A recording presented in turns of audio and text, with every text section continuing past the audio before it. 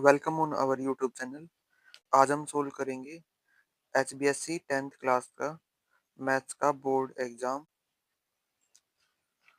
यदि आप हमारे चैनल पर नए आए हैं, चैनल को सब्सक्राइब करें और वीडियो को लाइक करें। इसमें हम देखते हैं, फर्स्ट क्वेश्चन दिया हुआ है, let x and y be two positive integer such that x is equal to p raise to power 3 into q raise to power 4 and y is equal to p raise to power 2 and q raise to power 3 and p and q prime numbers है और HCF दिया हुआ है p raise to power m and q raise to power n और LCM दिया हुआ है p raise to power r q raise to power s। पूछा गया m plus n multiply r plus s। अब देखिए एलसीएम HCF अगर दिया हुआ है तो HCF p की मिनिमम पावर होगा, p की मिनिमम पावर देखना है। तो यहाँ पर p की पावर एक 3 है एक 2 है, तो यहाँ पर m आएगा 2। अब क्यू की भी मिनिमम पावर ही आएगी एचसीएफ में, तो 4 और 3 है तो यहाँ पर आएगा 3। और एलसीएम में मैक्सिमम पावर आती है तो आर की मैक्सिमम पावर देखना है कि पी की पावर मैक्सिमम क्या है 3, 3 आ जाएगी और क्यू की मैक्सिमम पावर क्या है 4, 4 आ जाएगी। तो 2 प्लस 3 इंटू 3 प्लस 4, तो इनकी मल्टीप्लाई क्या होगी 35। तो फर्स्ट का हमारा आंसर क्या आएगा, ऑप्शन नंबर बी। अभी हम देखते हैं क्वेश्चन नंबर 2। क्वेश्चन नंबर 2 में क्या दिया, if alpha beta are the zeros of the polynomial, polynomial दिया हुआ है, then 1 upon beta plus 1 upon alpha is equal to. इसके लिए हमें क्या करना होगा, अब हमें ऐसे नंबर ढूंढने हैं जिनका जो सम है वो -3 आए और मल्टीप्लीकेशन है वो -28 आए। तो यहाँ से हमें दो फैक्टर बनाने हैं। दो फैक्टर जो इसके आएंगे वो आएंगे, एक फैक्टर आएगा 4y-7 और एक फैक्टर आएगा y+1। यहाँ से हमारे पास एक वैल्यू आएगी 7y4 और एक वैल्यू आएगी -1। तो यहाँ से हम निकालेंगे 1 upon alpha, 1 upon beta plus 1 upon alpha. तो यहाँ से हम कैसे निकालेंगे, 7/4 को 1 अपॉन करेंगे तो 4/7 होगा -1। 1 को 1/1 करेंगे तो यही आ जाएगा और यहाँ से वैल्यू आएगी -3/7। तो इसमें हमारा ऑप्शन ट्रू होगा, वो होगा ए ऑप्शन। नेक्स्ट क्वेश्चन है क्वेश्चन नंबर 3। यहाँ पे वैल्यू दी हुई है P square is equal to this, then P is an, P क्या नंबर होगा। अब यहाँ से देखिए ये दोनों 2 पर डिवाइड होते हैं, ये आएगा 36 और ये आएगा 49।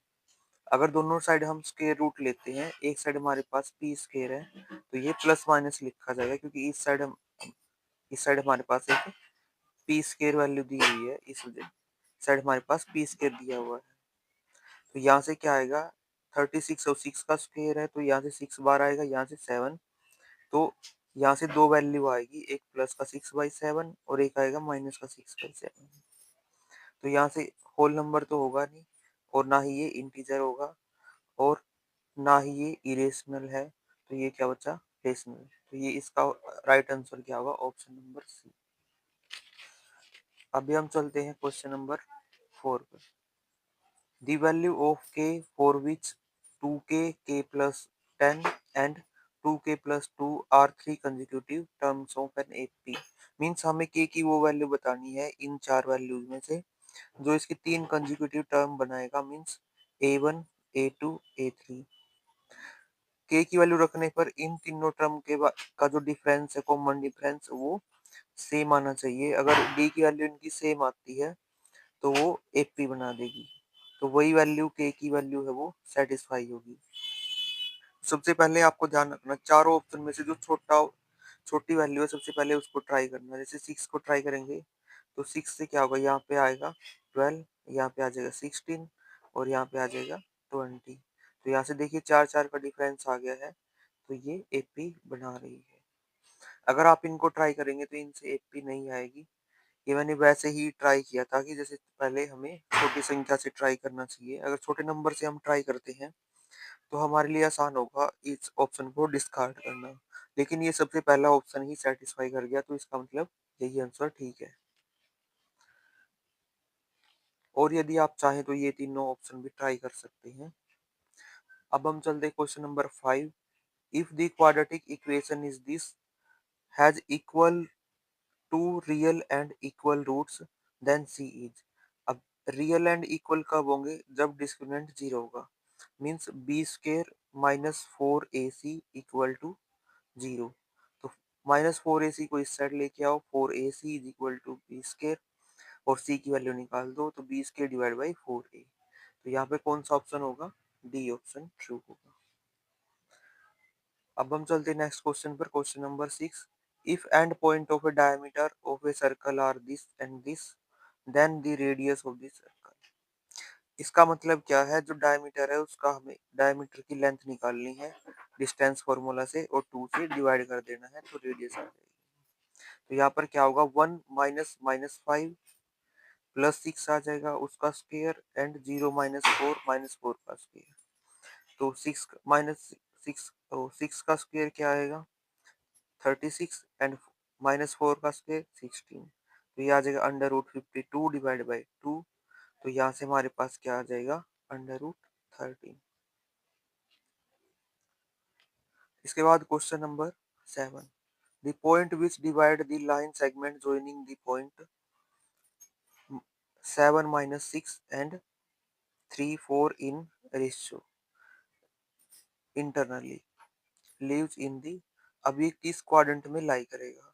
यहाँ पर देखिए एक पॉइंट ये दिया हुआ है, एक पॉइंट ये दिया हुआ है। जो ये पॉइंट होगा ये इसको वन रेशियो टू में डिवाइड करेगा। तो यहाँ पर हमें सेक्शन फॉर्मूला लगाना होगा, और यहाँ से हमें केवल सिंबल पता करने होगा कि जो ये एक्स की वैल्यू प्लस की आएगी या माइनस की आएगी, और वाई की वैल्यू प्लस की आएगी माइनस की आएगी।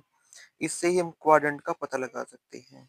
तो नीचे होता है m1 प्लस एम टू, तो ये आ जाएगा वन प्लस टू थ्री, और यहाँ पर क्या आएगा? m1 x2 one multiply three plus 14, means ये प्लस की वैल्यू और ये भी प्लस की वैल्यू, तो x की वैल्यू क्या आ जाएगी? प्लस की। अब y की वैल्यू क्या होगी? One multiply four, four minus two multiply minus six, minus के 12। तो यहीं से क्या वैल्यू आ जाएगी? माइनस की।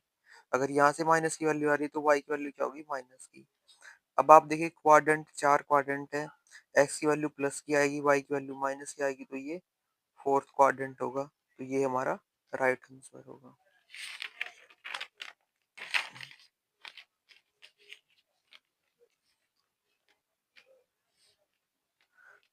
अब हम कर, अब हम चलते हैं नेक्स्ट क्वेश्चन पर, क्वेश्चन नंबर 8। क्वेश्चन नंबर 8 में दिया हुआ है, फिगर दिया हुआ है, ए बी सी ट्रायंगल है और डी ई एक पैरेलल लाइन है बी सी के। यहाँ पर दिया हुआ A D and B D, A D three and B D four, and B C यहाँ पर 14 सेंटीमीटर दिया हुआ है। देन डी ई पूछा गया है। तो इसमें हमारे पास क्या रिजल्ट होता है? A D divide by A B and D E divide by B C. तो इस रिजल्ट की मदद से हम ये डी ई लेंथ निकाल लेंगे। तो ए डी हमें क्या दिया हुआ? थ्री, और ए बी क्या होगा? इन दोनों का addition, means three plus four is equal to seven, तो यहाँ पर सेवन आ जाएगा। और डी ई बी सी दिया हुआ है 14। तो यहाँ से हमारे पास डी जो 14 है ये मल्टीप्लाई में जाएगा, तो यहाँ से क्या आंसर आएगा हमारे पास? सिक्स। तो ये आंसर आ जाएगा 6 सेंटीमीटर। अब इसके बाद है क्वेश्चन नंबर 9। क्वेश्चन नंबर 9 में क्या पूछा हुआ है? 80 लेंथ, 80 की लेंथ पूछी हुई है। तो ये जो है वो 80 क्या टेंजेंट है? टेंजेंट है तो ये रेडियस पे 90 डिग्री एंगल बनाएगा। तो यहाँ से हमारे पास राइट एंगल ट्रायंगल मिलती है, एंगल 30 है। अब देखिए बेस पूछा हुआ है और हाइपोटेन्यूज दे रखा है, तो हम कोस का फॉर्मूला लगाएंगे। Cos 30 is equal to 80 divide by hypotenuse. Hypotenuse कितना? 4 है। कोस 30 की value root three by two, four multiply में चला जाएगा, तो यहाँ से वैल्यू आएगी टू रूट थ्री। तो यहाँ पर हमारा ऑप्शन सी राइट होगा। अब हम चलते हैं नेक्स्ट क्वेश्चन पर, क्वेश्चन नंबर 10। यदि sine alpha is equal to one by two and cos beta, sine alpha is equal to one by two and cos cos beta is equal to 1/2 है, तो alpha plus beta की value बतानी है। अब देखिए sine alpha is equal to 1/2 है, तो alpha क्या होगा 30 डिग्री। कोस बीटा अगर 1/2 है तो यहाँ पे क्या होगा 60 डिग्री, दोनों का एडिशन क्या होगा 90, तो यहाँ पर हमारा आंसर क्या आ जाएगा 90। अब हम चलते हैं नेक्स्ट क्वेश्चन पर, क्वेश्चन नंबर 11। इफ 4 tangent theta is equal to 3 then find this. तो यहाँ से टेंजेंट थीटा की वैल्यू क्या आ जाएगी 3/4। अब इसको न्यूमरेटर को एंड डिनोमिनेटर को डिवाइड कर दो कोस थीटा से। अगर ऊपर से हम कोस थीटा से डिवाइड करेंगे तो यहाँ पे क्या आ जाएगा टेंजेंट थीटा और यहाँ पे 1, तो ये आएगा 4 टेंजेंट थीटा -1 और नीचे आ जाएगा सेम 4 टेंजेंट थीटा +1। यहाँ पर सिर्फ प्लस माइनस का डिफरेंस है। अब टेंजेंट थीटा की वैल्यू इसमें रख देनी है। जैसे हम वैल्यू रखेंगे तो हमारे पास वैल्यू क्या आ जाएगी 2/4 और इसको हम सिंप्लीफाई कर लेंगे 1/2। तो यहाँ पर हमारे पास ऑप्शन सी जो है वो करेक्ट होगा। अब हम चलते हैं नेक्स्ट क्वेश्चन पर, question number 12। Sine theta plus sine square theta is equal to 1 दिया हुआ है एंड वैल्यू पूछी गई है cos square theta plus cos raise to power 4 theta की। अब यहाँ से हमें क्या करना है, जो ये वैल्यू दी हुई है यहाँ से क्या करो साइन स्क्वायर थीटा को इस साइड लेके जाओ राइट हैंड साइड में, तो यहाँ पे आएगा 1 minus sign square theta. First identity से हम इसको क्या लिख सकते हैं कोस स्क्वायर थीटा, मतलब cos square theta is equal to sine theta. तो अगर हम इसमें रखें तो cos square theta is equal to क्या आ जाएगा साइन थीटा, और कोस की पावर 4 थीटा क्या आ जाएगा साइन स्क्वायर थीटा। तो सेम इसकी वैल्यू क्या दी हुई है 1, तो यहाँ से हमारा ऑप्शन डी है वो राइट हो जाएगा। इसके बाद question number 13। The area of the sector of central angle, angle यहाँ पर एक्स दिया हुआ है, रेडियस है ये 4r है। अब यहाँ पर हमें इसकी वैल्यू किस में रख देनी है theta divide by 360 multiply pi R square.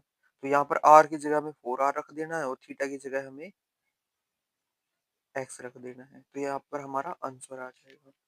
Question number 14।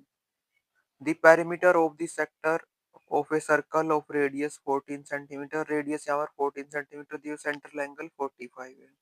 तो हमें पेरीमीटर फाइंड आउट करना, मींस पेरीमीटर का मतलब है इस पार्ट का पेरीमीटर फाइंड आउट करना है।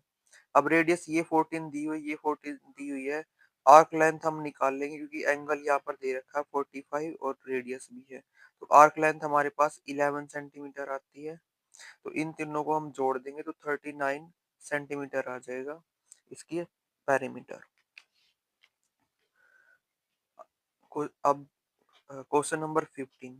The surface area of the two sphere are in the ratio 16 and ratio 9, the ratio of their volume पूछा गया है।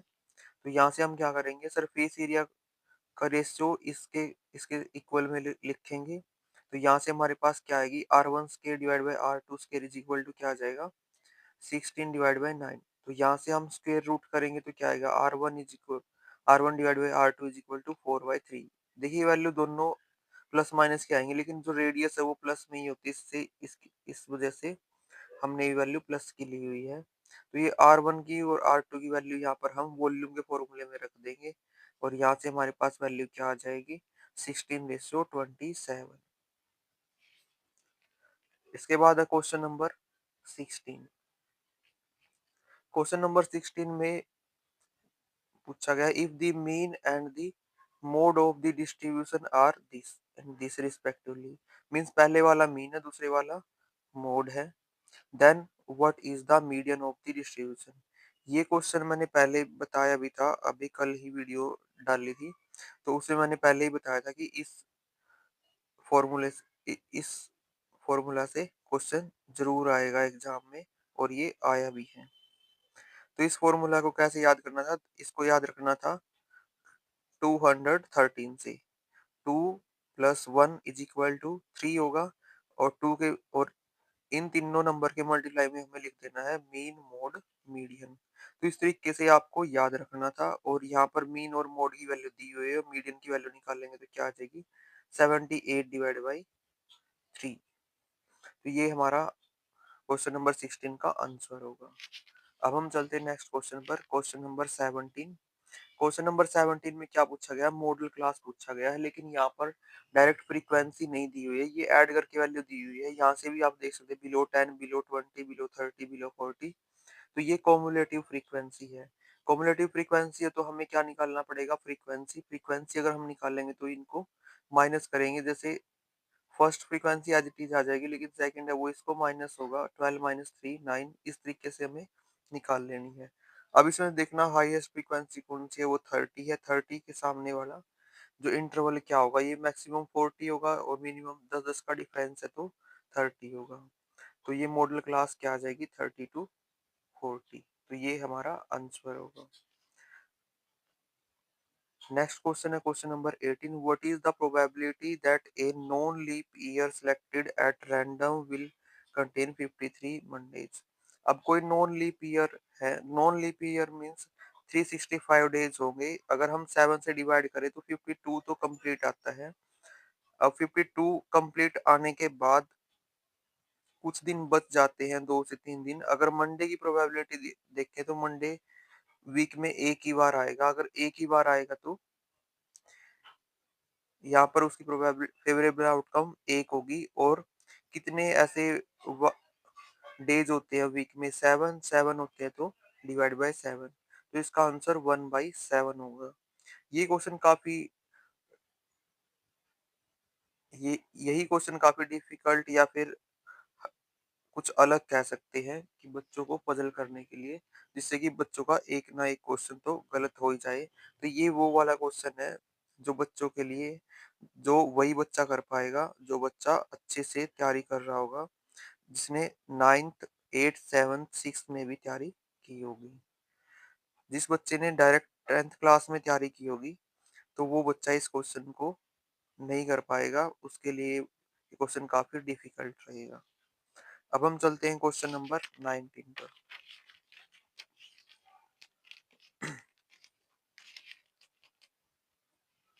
क्वेश्चन नंबर 19 का असर्शन दिया हुआ है, product of this and this is an irrational number.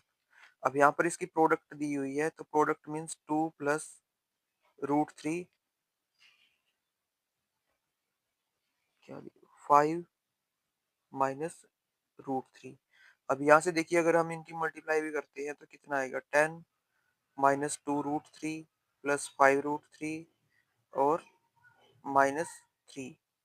अब यहाँ से देखिए अगर इसमें ये 7 प्लस 3 रूट थ्री बच जाता है तो ये नंबर क्या होगा? इरेशनल ही होगा। इसका मतलब असर्शन है वो ट्रू है।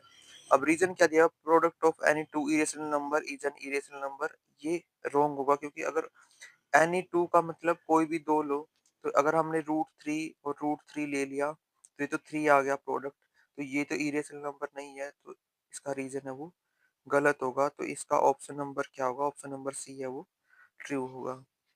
अब हम चलते हैं क्वेश्चन नंबर 20 की तरफ। क्वेश्चन नंबर 20 में असर्शन दिया हुआ है, to concentric circle of radii 5 centimeter and 3 centimeter, then the length of the chord of the larger circle which touches the smaller circle is 6 centimeter। ये जो क्वेश्चन है वो क्लास 9 से है, डायरेक्ट एनसीईआरटी से। मींस एक बड़ा सर्कल है, एक छोटा सर्कल है, एक बड़े सर्कल की कोड है जो छोटे सर्कल को टच करती है, तो ये ऐसे होगा। और जो ये वाली बड़ी लेंथ होगी वो 5 सेंटीमीटर होगी और ये वाली लेंथ है वो 3 सेंटीमीटर होगी। और यहाँ से ये लेंथ है वो 4 सेंटीमीटर आ जाएगी। और ये जो सेंटर से जो लाइन होती है बाइसेक्ट करती है कोड को, तो ये भी 4 ये भी 4, तो ये 8 सेंटीमीटर होती है।